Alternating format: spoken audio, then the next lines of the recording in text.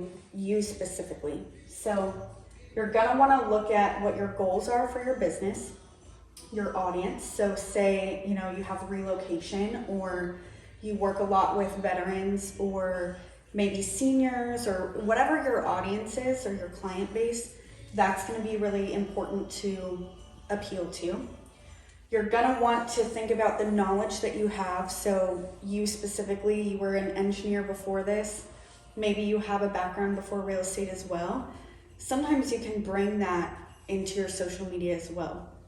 And then the last thing is your value proposition. So whatever aspects that you really push in your business that are really important or set you apart from other realtors, that needs to be a heavy part of your content. So if you take those things and then also focus on making it shareable content, so that means that, for example, social approval, people like the content you're seeing, communication, they're interacting with your content, so it's content that people feel like they'll want to comment on it, or you know, you ask a question and they're answering it. Support ideas, so maybe you have values or ideas that you like to promote with your business, that needs to be in there. And then entertainment's always shareable because you see people doing dances and, you know, voiceovers and things like that. Those things combined will then create your direction for your social media platform. So it really drills down to those things.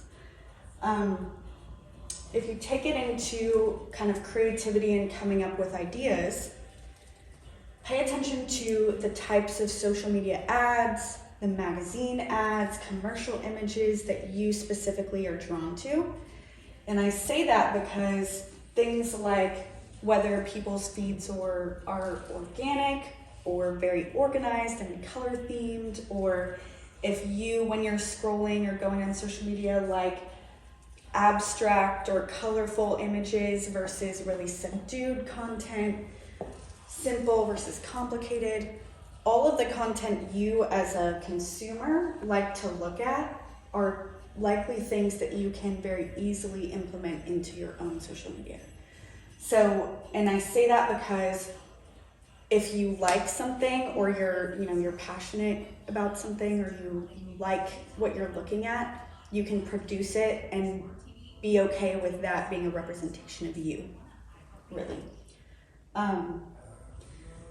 The other thing with ideas and creativity that's kind of a challenge is with being so busy as realtors, you know, do you have the time to be coming up with all these ideas all the time? Something I like to do to kind of help with that is capturing your organic thoughts throughout the day. So as you're going and doing showings or coming to a model home, or going to a closing or whatever, you can document all those little activities you're doing. And maybe you don't make a video right that day, but you at least have a bank of materials that you can make a video or content later on. Another thing I like to do is have a note on my phone. So sometimes I'll be driving and, an idea pops into your head and you're like, oh, I wish I could make a video on that. I just jot down those ideas as I think of them. And then later on, when you're actually ready and in the mind space to do those videos or make that content, you have a full list of things that you've thought of that you can pull from. And then lastly, put what you see and hear each day in your own format. So something that I see a lot of realtors do, but also I do, is even in our own business meetings or whatever, there'll be like a little tidbit of factual information or something that you're told by your brokerage or your lender, or something that's interesting that might be worth putting out, but maybe it's just like a blurb.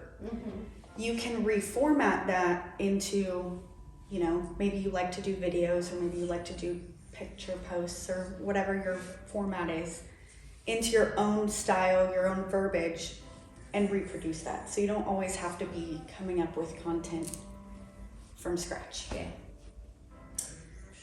And lastly, simple is better. So framing your content around a small idea will help you do it more effectively than trying to cover such a big topic in a short amount of time.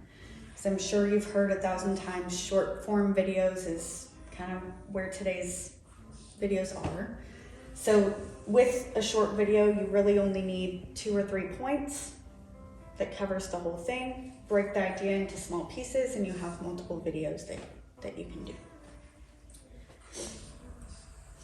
The next thing would be wording. So do either of you do many videos, or do you do mostly posts, or kind of what's your main? I don't really do video. Okay. Now, if I'm doing video of something, it's not like a video of me talking. Mm-hmm. It's a video of something I'm seeing or looking at. So sometimes I do video, but not like now they tell you like do a video of yourself walking into a house and you know all this kind of stuff.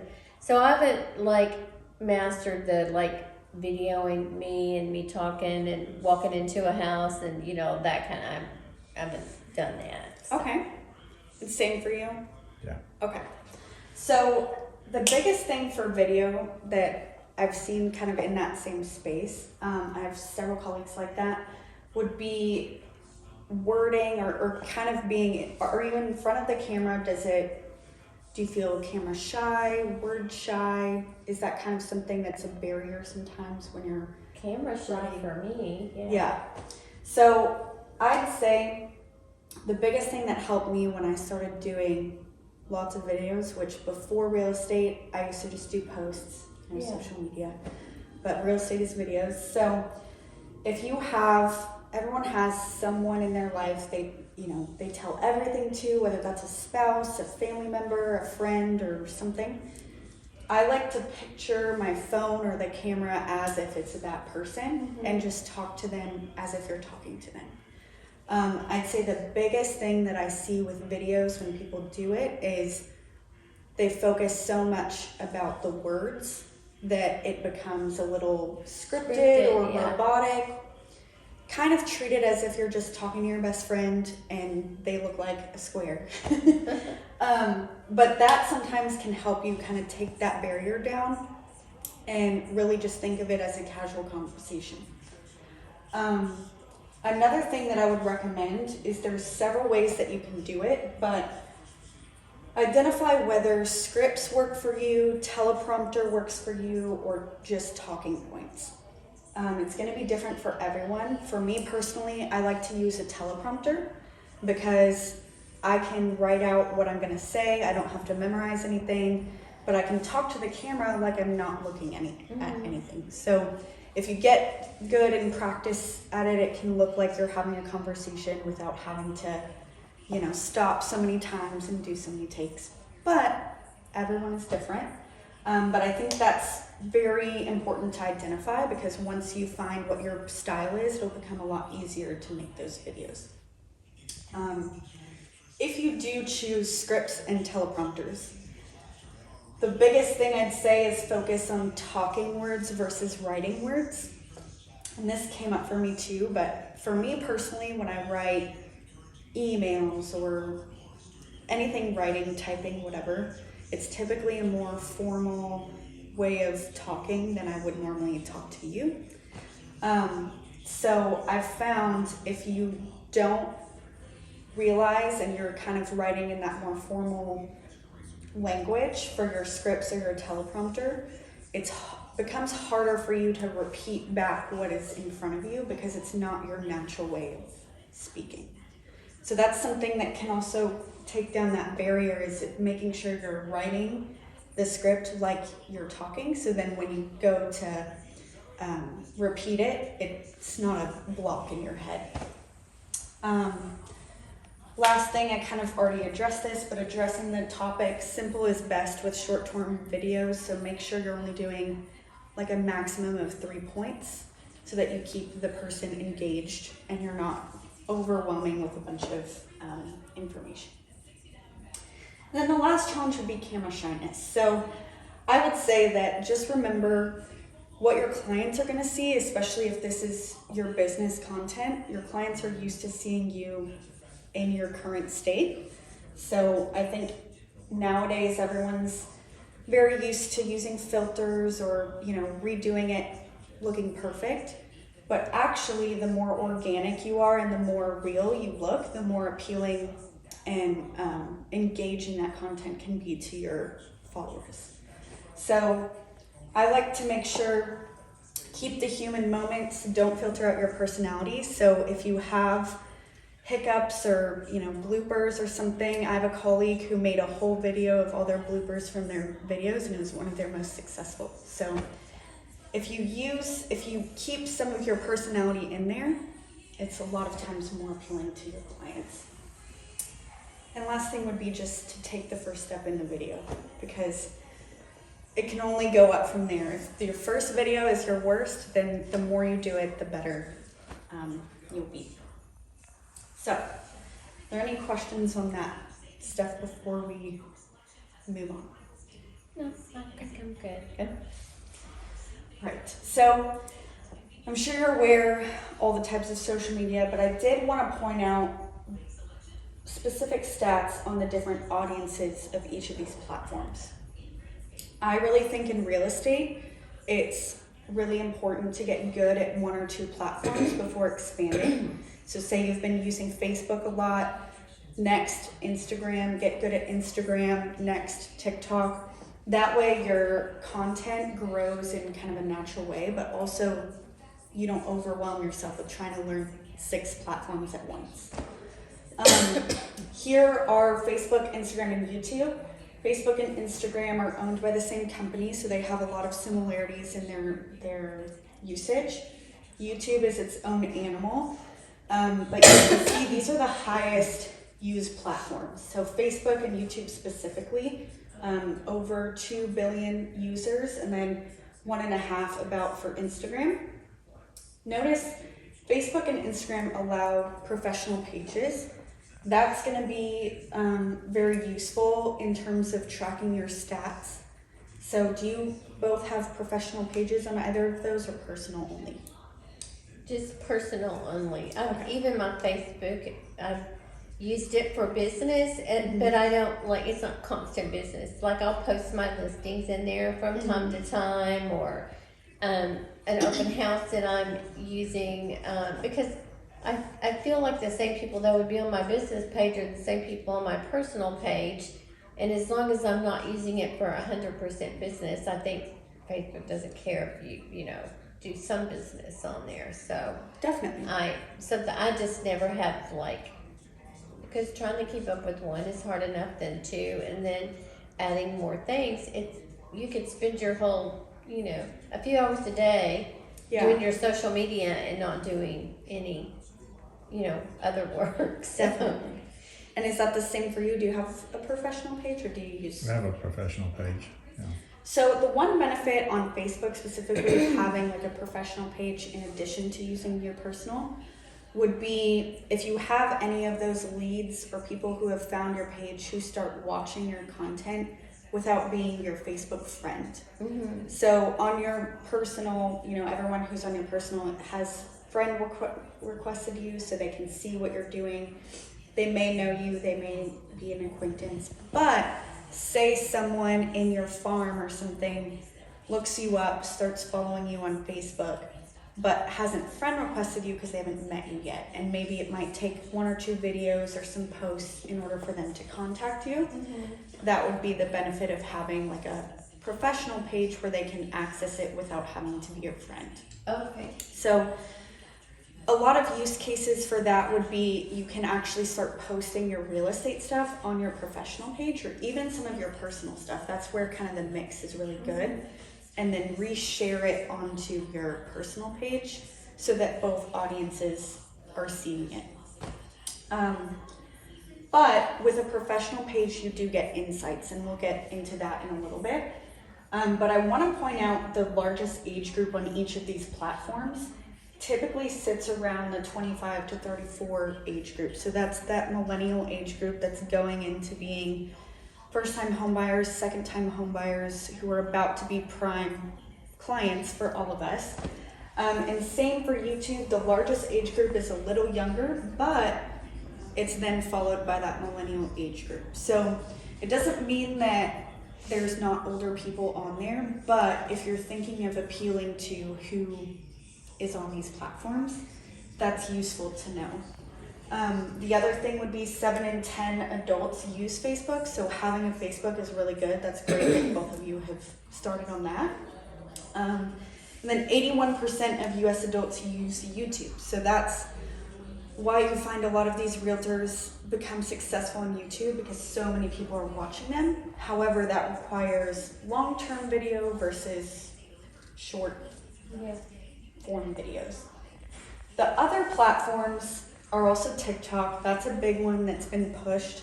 It's about only 1 billion, compared to these two, 1 billion users globally.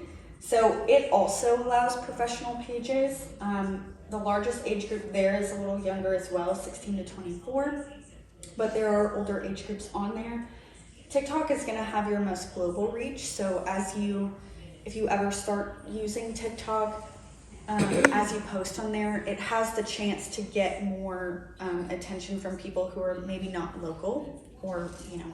So tell me, like, I see people post like TikTok videos and they're like, I don't know, 20 seconds or something. So is TikTok just mostly videos? Is that just people videoing because they have something they want to put out there? Is that? Yes. Okay. So TikTok is gonna be all video. Okay. TikTok, I think, allows you up to 3 minutes. So you can Okay. do like a short video, 1 minute, 3 minutes. But on there, it varies from people giving tips to, like in realtors, for example, tips, house tours, funny stuff like dancing, or making a joke, little things like that. I think people kind of vary the types. But that's definitely very short form video, and people who are popular on TikTok generally use like a combination of popular sounds and popular trends and vary that with some of their business stuff. The other two that I want to highlight are LinkedIn and Twitter. I don't personally use Twitter, but I do have LinkedIn. LinkedIn can be another touch point if you're looking for maybe a corporate audience. One thing to note there, it's less users, 310 million, but the large age group again is millennials, but 25% of the people on LinkedIn hold senior jobs. So if you think about the people who would be buying houses, those are the people who would be, right candidates for potentially a house. So that's going to be a more kind of professional audience, but it's also a very good option to be pushing some of your business stuff on there. And then Twitter, of course, if you're a user of Twitter, it's much more short form words. But again, largest age group, same, and about 23% of adults are on Twitter. So I want to talk about a little bit about the algorithms of those and how you can kind of use them to your advantage. But before that, do you guys know the definition of an algorithm? Okay. So an algorithm is kind of how the social networks, all of those platforms, Instagram, Facebook, TikTok, whatever, how they prioritize your content in someone else's feed. So they look at that based on how likely they are to see it, to engage with it, to like it, to want more. So because of that, just because you post a video or a post on TikTok or Instagram or Facebook doesn't necessarily mean that all of your followers see every single one of your posts. So because of that, it creates a little bit of a challenge, because you have to then think about what you're posting and how it will play into your followers' algorithms. So you could just be posting a bunch of content, which is fine, but that only will do you good if your followers are really seeing it. So the ways that you can make sure that your followers are seeing it are by knowing what each algorithm prioritizes and kind of playing into those priorities. So, for example, Facebook tends to prioritize in algorithms video content, consistency, how many times your content is being shared, and also friends and family versus branded posts. So Facebook's algorithm tends to not like anything that's very corporate-y or spam looking or very businessy, which is why it's important to kind of bring yourself into it and more kind of promoting you as the brand versus company. Because they will likely show it on more people's feeds that way. TikTok, same thing. They prioritize how much engagement or interactions with your videos. So all of the likes and comments and shares, it's all video information. And they also prioritize your video if you're using things like trending sounds or doing trends that are very popular. LinkedIn specifically, they also prioritize, conversations over self-promotion. So that's one thing that I think a lot of people have wrong on LinkedIn is they think you only have to post kind of what's happening with you or like your resume or your job updates or whatever. Instead, it's supposed to be kind of a professionally engaging platform. So that's an interesting one because you can use question-based posts or video content to interact with people on there, and you'll likely be boosted more. The other thing that they really, really prioritize is employee-centric content. So I believe you have a team, correct? Do you have a team?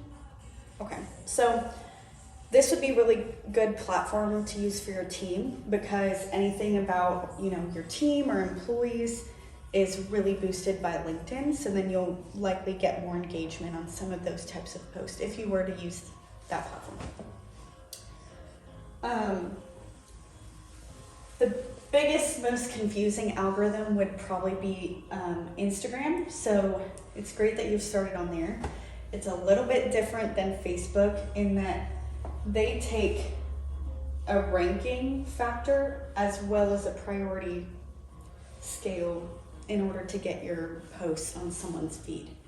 So first, starting with the ranking factor, what you're posting, the information about the person who posted, so for example, you and your previous interactions or the content that you've posted, your activities, so how much you've gone and interacted with someone else's posts and comments, matters if you will show up on their feed. So on Instagram, if you're going to be very interactive on Instagram, it's important that you're taking maybe 30 minutes or something to go into your followers' pages and go comment or like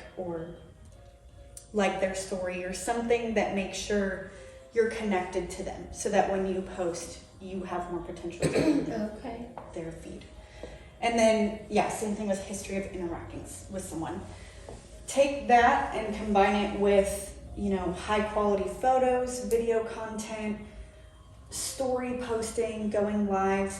Really the most important thing with Instagram is going to be that you are using every kind of post type in Instagram. So instead of just posting pictures, you may want to post a video or a reel. You may want to go live sometimes, and you may want to post stories or polls. Making sure that you're using all the types of posts on there will help you. So what's the difference in a video and a reel? So a video, they've changed it recently to where they still show up as reels, but they're not boosted the same way. So like a reel is 90 seconds or under video. And that is going to use the same concept as TikTok. Okay. So when you post a reel, even people who don't follow you can find that reel based on, there's like a Reels section on Instagram. So down here in this center here is Reels. So none of these people I follow. Okay. But they're gonna show up on my feed based on either what I've posted or what I've liked or something. Okay. So I wondered how that worked because sometimes it's like I see some things or if you like watch somebody's reel and then all of a sudden you're on this different page and all these other reels are coming up and you're like, well, why am I seeing all this stuff? You know? Okay. Yeah, so that algorithm will start to learn what you like or what you stay to watch or whatever. Okay. So posting reels is a really good way to get more engagement on Instagram because you have the ability to pull in people who aren't following you. A video is going to be if you post anything longer than 90 seconds. Okay. It'll still look like a reel, it'll look like that on your feed, but it won't be put in that algorithm where people can find it. Okay. So it's important on all of these things to get the most engagement. You'll want to stay in that short form video type.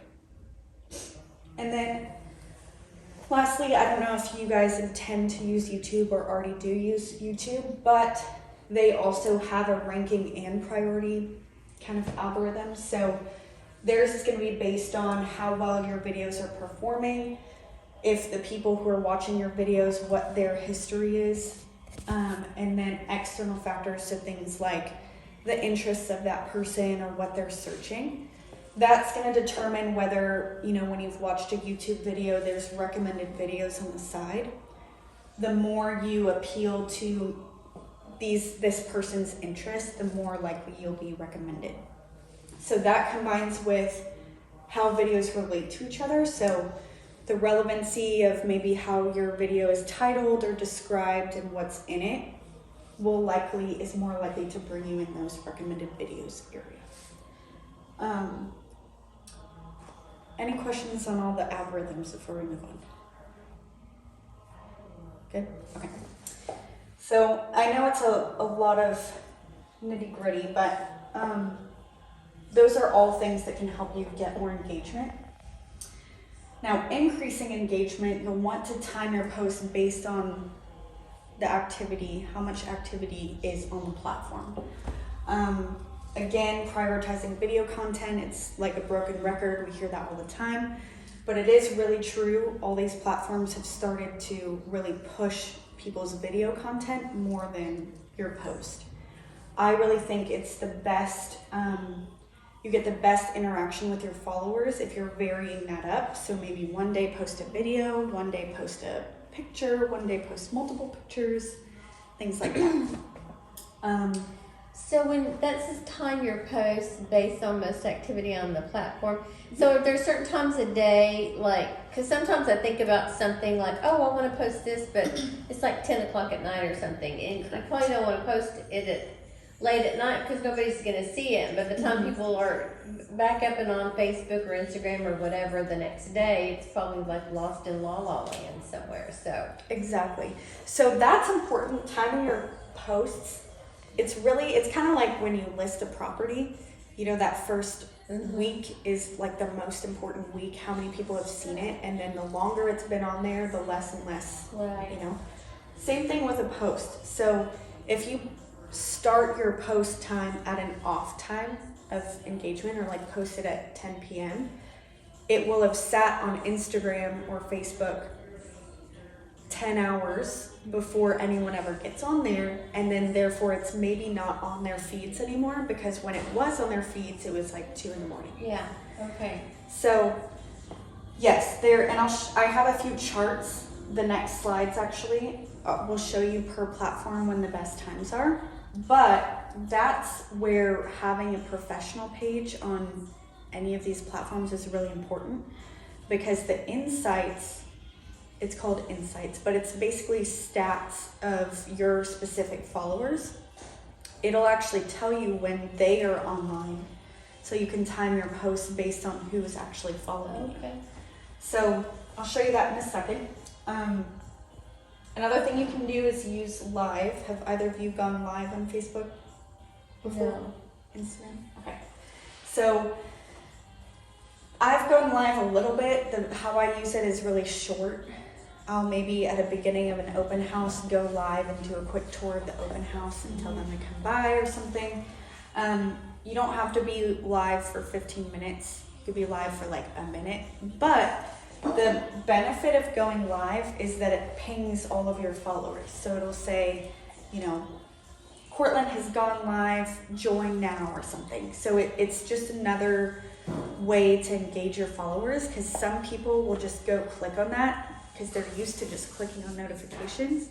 And even if they don't stay, they've at least come to your page, engaged, and they start subconsciously seeing your name more. So it's something that it's more of like a support tool. So nice, you guys get your own. I know, it's like a personal class. I know. I'm gonna step out and go do some inspection stuff. I'm a Sounds builder, by the way, so Okay. I'm Jen. Nice to meet you. Nice to meet you. Welcome to our beautiful model. It is beautiful Thank too. you. It is I'm very proud of lovely. this one. I built quite a few for Weekly. I've been here since 2006 with the company. So Nice. I built the Tucker Hill model, that beautiful wow. white painted one from years ago. Uh-huh. That was probably one of my favorites until I did this one. So it's great. This And- kitchen is like, I keep looking It at is it going, stunning. oh, I gotta get a picture of this kitchen before I leave. Yeah, I know. And then with the shiplap and everything around, it looks fantastic. So Yeah. there are snack boxes. So please take one and you can leave them out, and then I'll come back and fix everything up when I'm done. Perfect. And Sounds if good. y'all need anything, just let us know. Okay. I put the drawing thing on Tina's desk. She said she'll draw it on Saturday and notify everybody. Okay, got it. So- Sounds good. All right. Okay, thank you. Thank you. Thank Bring you. people our way. Okay, thank you. Thank you. Thank Have you. a good day. You too. Thanks a lot. The other things that you can do to increase engagement is spark discussions. So in your, captions, you can be asking questions or things that maybe people can answer. And then the big thing would be tag other local locations and businesses as you go to them. So maybe you went to a restaurant on Friday, or you went out downtown or did something cool. Even if it's not real estate related, it's still your community. So that's something you can post, and you can actually tag them. Oftentimes those businesses will then share your content to their pages, and so now you're getting more exposure to a bigger audience than you would just by yourself. So I always say, as much as you can, if you can find their Instagram pages, which most restaurants at least have something, or most businesses have at least an Instagram or Facebook, absolutely tag it. Of course, narrowing your audience. So again, think about who your client base is and who you're wanting to target, because that's going to be who's attracted to your content. And then another good thing is to invest in paid promotions. So if you haven't yet, I recommend doing Instagram or Facebook ads, because they will bring in at least followers, but sometimes good leads that may not have reached your page before without that ad campaign. Lastly, hashtags.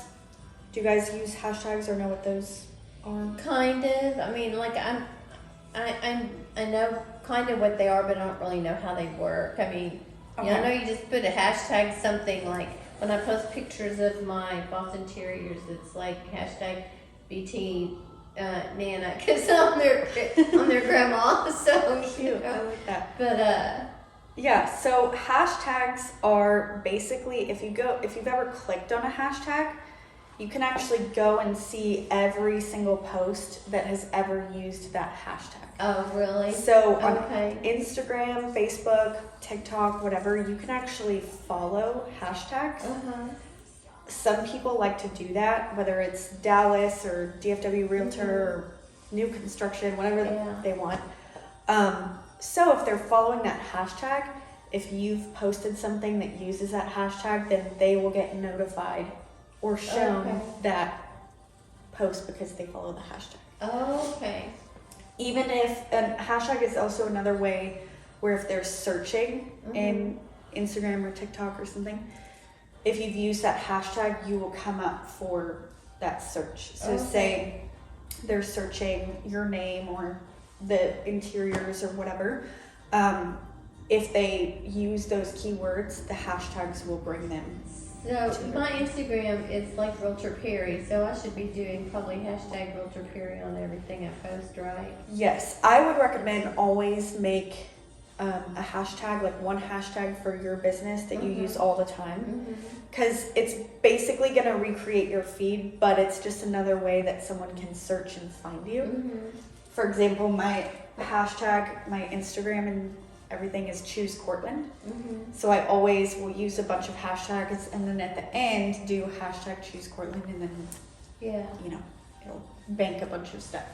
So definitely the sweet spot for hashtags is using about 7 to 12 of them. Okay. So you don't always have to use 12 hashtags, but around 7 is a good amount that you have a good variation of exposure. Another big thing would be to use hashtags that have a lot of people and then a little amount of people. So I don't know if you've noticed, but when you type in the hashtag and as you're typing in Instagram or Facebook, it'll show you like the hashtag options and then how many people are following that. Mm-hmm. That's something to pay attention to, because if you're only using hashtags where it has like 7 billion followers, it's usually a more generic hashtag, which means there's more posts going into that hashtag. So other people are using all multitudes of people are probably using the same hashtags. Correct. Basically. So it doesn't have to be, the hashtag doesn't have to be specific to you. It's because like a bazillion other people might be using the same hashtag, like, you know, Correct. I love realtors or whatever your hashtag might be, you know, or I love Yeah. real estate or whatever, but. Yeah, so for example, I like to do sometimes like restaurant videos, so like a video of the whole reel of the whole experience. And in that, I'll do a hashtag like local favorites or local restaurants or Dallas restaurants. So then it's generic, but anyone who's looking for that will then find the video through that hashtag. Okay. Does that make sense? Yeah. Kind of. Okay. There, it can get a little complicated with hashtags, but I just say, as long as you're using 7 to 12, you have one for yourself, and then kind of vary how generic and how specific the hashtags are, you're set. Okay. Last thing that I've mentioned a few times is business pages for statistics. So this is an example of one of my Instagram videos. It's a home tour. But it got 6,700 plays or views on Instagram. But the biggest thing that I always pay attention to are those right to stats. So how many people are sharing it to someone else? And then the last one, that 5, means 5 people saved it to their favorites. So that matters to me because that means there's 16 opportunities of people who have shared you somewhere else. And then there's 5 people who have saved that video for themselves, whether it's gonna come back to it later or whenever they need real estate. And it's just another opportunity of potential, clients. So that's going to be your factor of how engaging or how good your content is if it's being shared, saved, sent. The least important, I'd say, would be your likes. And although likes are important, they're not as important as if you're getting shared or things like that. But this is why I say having a business page, which you can easily change your TikToks or Instagrams or whatever to a business platform, because it gives you these insights and statistics. So let me ask you a question about, so like say for instance, I was to do a video of this model home. Do you get to get permission from So I the usually, salesperson? And then if I was to do like hashtag I love David Weekly homes, do you have to get permission to use their name? If you're doing like, a neighborhood tour or whatever, yeah. and you're posting a video on Instagram and it's, I'm just using this model as an example. Yeah, so with this model, I mean, for model homes in general, I would ask, just say, hey, do you mind if I market the model home? Would it be okay if I took a video? Most sales reps are totally fine with that because you're gonna bring them business. But then for hashtags or tagging David Weekly or anything, no, you don't need permission. Okay. I like to think of it as, I mean, obviously you want to stay professional, but other people, if you think of all the people in the world who have social media, a client who comes in here maybe without their realtor may take a picture of this kitchen and post it without ever asking them. Or they may go into Mustang Lakes and take a tour video without ever asking Mustang Lakes. Yeah. So my take on it is, as long as it's professional, and a tour is really, you probably should ask, Yeah. but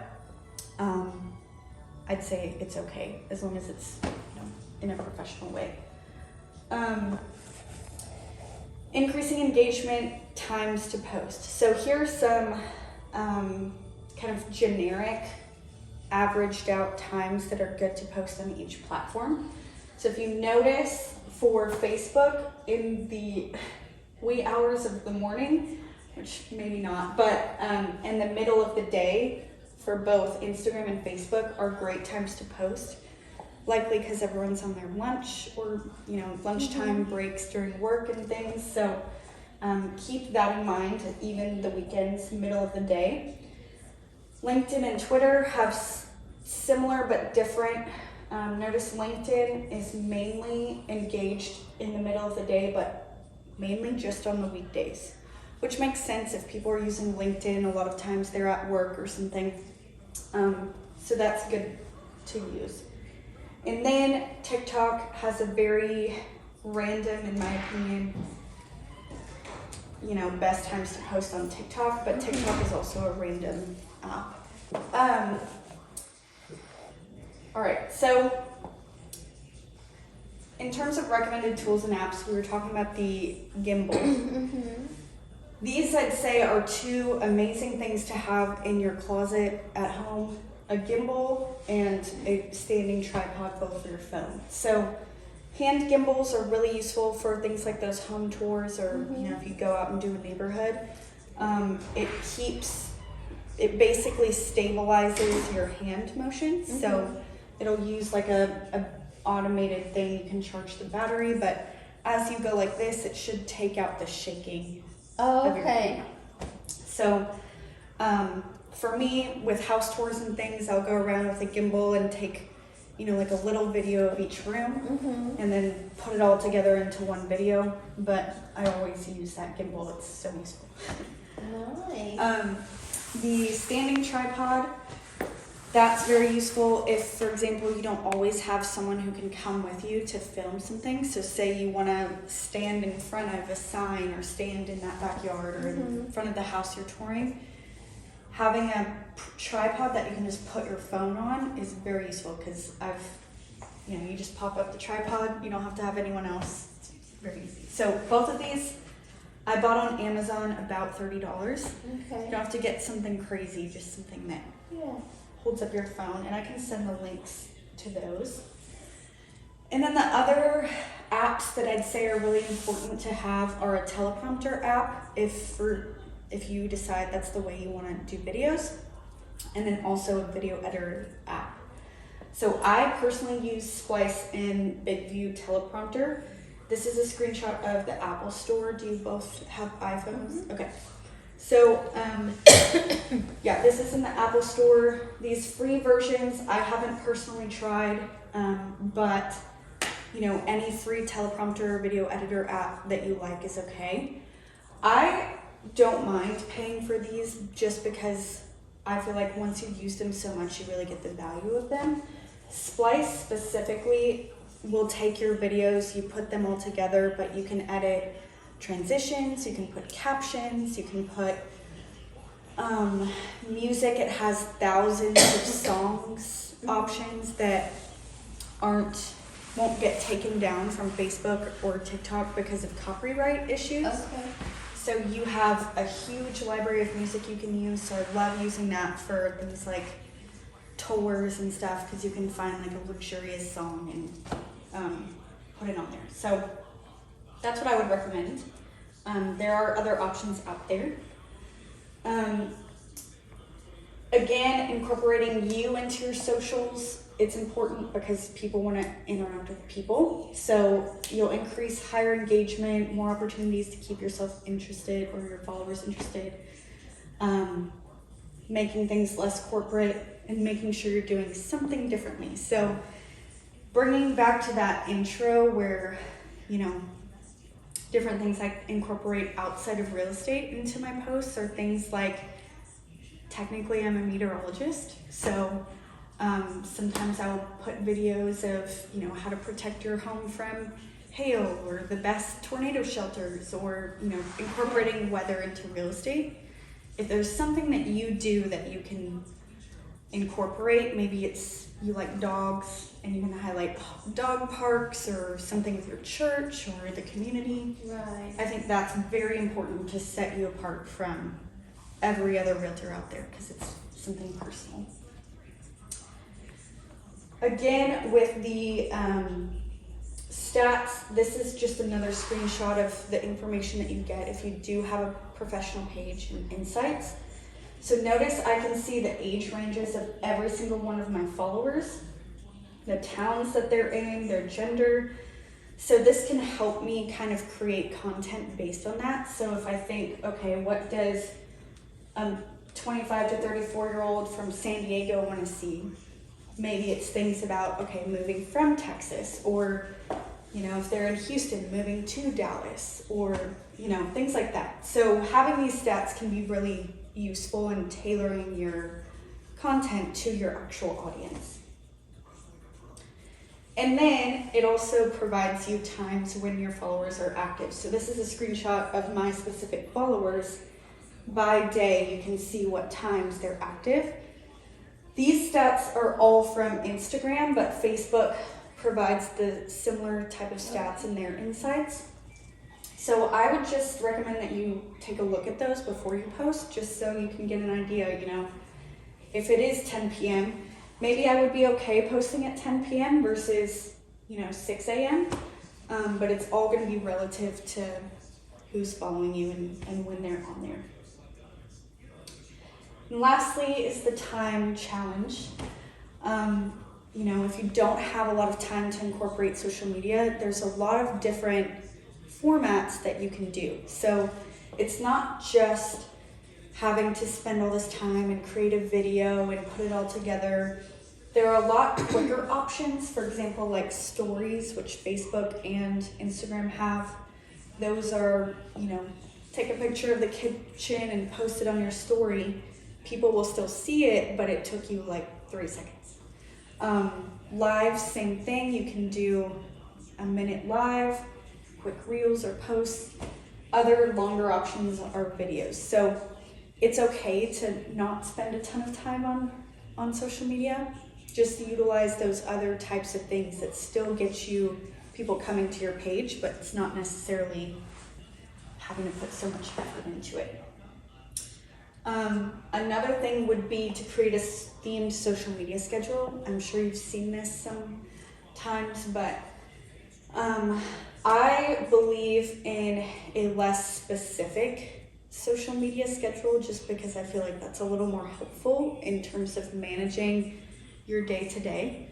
So personally, instead of saying Monday I'm gonna post a video about open houses and how I do them, Tuesday I'm gonna post a video about the interest rates, Wednesday, like mapping all that out specifically. For me, it helps and works better to have a broad theme per day that I can fit videos into. Mm-hmm. So maybe Monday is tips, and Wednesday is house tours, and Friday is restaurants or something local. That helps me at least post something in those days along those lines, but it gives you the room for it to be anything in that category. I tend to like to do organic social media, so that's posting one by one instead of scheduling it. But another way that you can save some time is, if it works for you, block out 3 or 4 hours once a week to just do all your social media and schedule the posts for the week. Or you can just make sure that sometime in the day I post something within that theme. So that's going to be based on how best you work. I think that's very specific to you know, how your schedule is and how it fits into your day to day. And then lastly, it's really important, just like everything else, to just time block social media as part of your business. So that's a big thing that I think is new, kind of a new part that's now kind of a consistent part of our lives now, that's social media, that we do have to have in addition to prospecting social media. But you can also think of social media as prospecting, because as you're going in to people's platforms and making comments on their stuff, they may message you. I've had a few people message me and had clients come from it. So it all depends how much time you put into it, but I definitely think there should be time in your calendar for it, at least a little bit. So that's it. That's all I have for you. This is my contact information, but it's also on the card. And you guys can follow me on all the platforms. My username is Courtland. Okay. And then if you have any questions, or if you need help or want help making a video or whatever, just text me or call me. I'm happy to do it. I do that with my colleagues at our office too, so I'm happy to help you anytime. So do you know if it's possible to like convert your Instagram account, your current, like I guess it's just a personal one, to convert it to a business one? You can. And so I just have maybe a business one on Instagram that's, and then, you know, then I can figure out about Facebook. And I know that there's a way to, like, whatever you post on Instagram, it can go to Facebook or vice versa. I forget. Yeah, so that's actually going to be up to you how you want to do it. Yeah. When I started real estate, I created a separate real estate Instagram account just because personally I knew I was going to be posting something like every day. Yeah. So I went from posting like once a month to posting every day. So I knew like not every one of my followers on my personal page necessarily wants to be spammed with real estate or personal but real estate every day. So what I did was created a new real estate page, followed everyone that was on my personal, but now on my real estate page I post a lot of real estate and personal things. So whoever's following that, you know, they still get personal stuff, but I may share that over to my personal Instagram. That doesn't work for everyone. Some people prefer to just make their personal Instagram their business page and you just vary up the posts. But with how I have it set up is on the business Instagram, it goes to my business page on Facebook. Okay. So when I make a post on Instagram, it automatically posts that on Facebook, so you only have to post once. That's nice. But if you want to keep your personal page, you could do it to where it posts on your personal Facebook page. So it'll let you kind of pick which one it goes to. Okay. It's okay. Yeah. A lot of information. Yes.